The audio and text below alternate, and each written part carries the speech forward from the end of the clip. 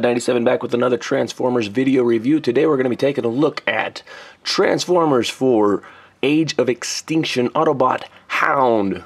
He is a Voyager class, and here he is in his package. We can take a quick look at it. Nice logo there on the side. There's his bio if you want to take a look at that. Pause it and read it if you like. Some nice action shots of him in his robot and alt mode, along with a picture of Lamatron. I was not impressed with Galvatron in the movie at all. I think they did a really poor job with that, but hey, that's my opinion. Like it or lump it. There's all that. Top of the box. Why not? And let's go ahead and get him out of his tomb and see just how fantastical he really is. I got that from Optopotamus. Don't anybody say anything. Let's get down to transformation, shall we? Let's pop off all of his guns. Get all those off. Okay, there he is. And one of the first things you can do is come back here and just kind of work his, you can see his legs under here. Go ahead and work his legs loose. Pop, just like that. Goes down like that. That's all good. Bring it down just a smidge. And then you can break his arms loose. Let's zoom back out. And you can take this part of his roof section, fold that over. Okay. Now, you take this same roof section and fold it all the way over the top. That's going to form his chest with his faux grill in front, which is, I don't care. It's cool. It's cool. And then you're going to take this hip section. This is on a double hinge. Slide that forward. Okay. And then you can take the sides here. These are going to be his toes. Bring those down. Bring the other one down. Okay. And then you're going to come around to this side. Right inside here is his head. Just pull that out. And you can bring his arms up. And these little pegs right here are going to go over the top of his mirrors. Peg those in. And you can bust that loose. You can see that little peg right there. It goes inside this panel. And then pivot his shoulder around, move his arms around, get him into a good position. Put that on there. You can hear how nice and secure that is when it goes into there. Vehicle mode. Alright. Or robot mode. My gosh, I've been getting those mixed up so bad. Alright. So there we have him. All transformed out into his spectacular robot mode. And here again, I'm gonna have to say, well done, Hasbro. You guys did a good job. I dig his forearms, and they're like just a pile of bandoliers of ammunition. All the detail in him is great. He's got his little faux tires here piled up on his feet. The faux grill. We can get in there and take a look at his face. His articulation is great. One thing I miss from this line, and I don't know, it can kind of take away from the robot mode sometimes.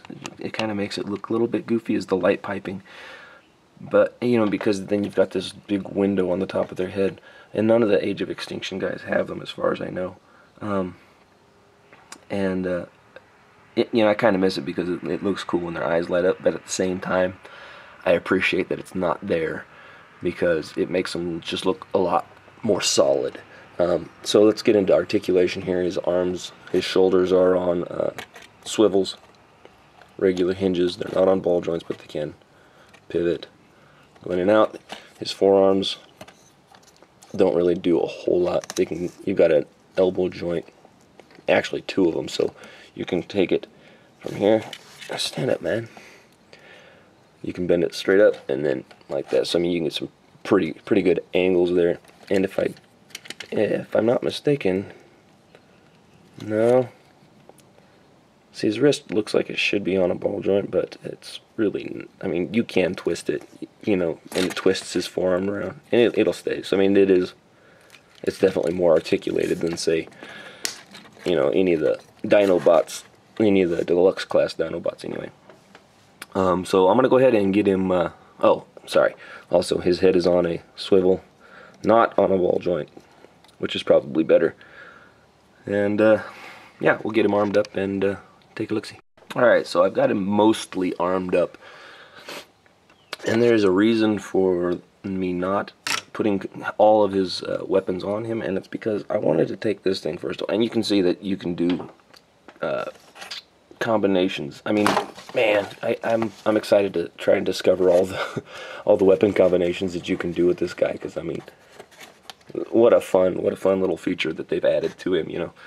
I'm gonna take this 3-barreled minigun and just show you what to do with this.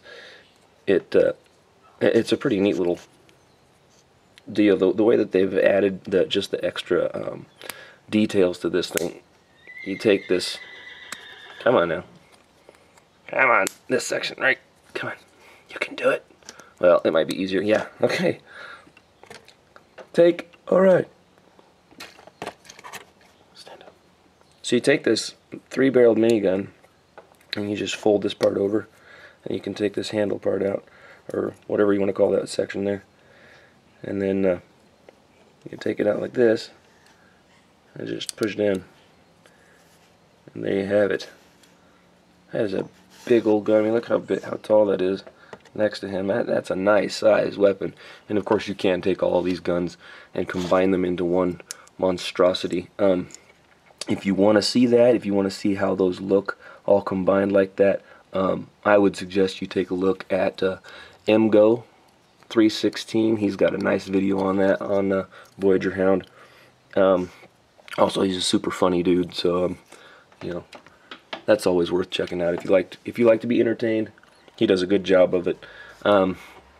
Anyway, so there he is. I'm not going to do any more comparisons with him in vehicle with other robot modes. But what I will do, because I want to make this the gold standard amongst all of my reviews, is there he is with the mason jar. Thanks, Hound. I appreciate you. I'll shoot you in the face. Yeah, I know you would do that. Hey, this is Carbide 97 saying peace out, and please subscribe. Like it, share it, subscribe.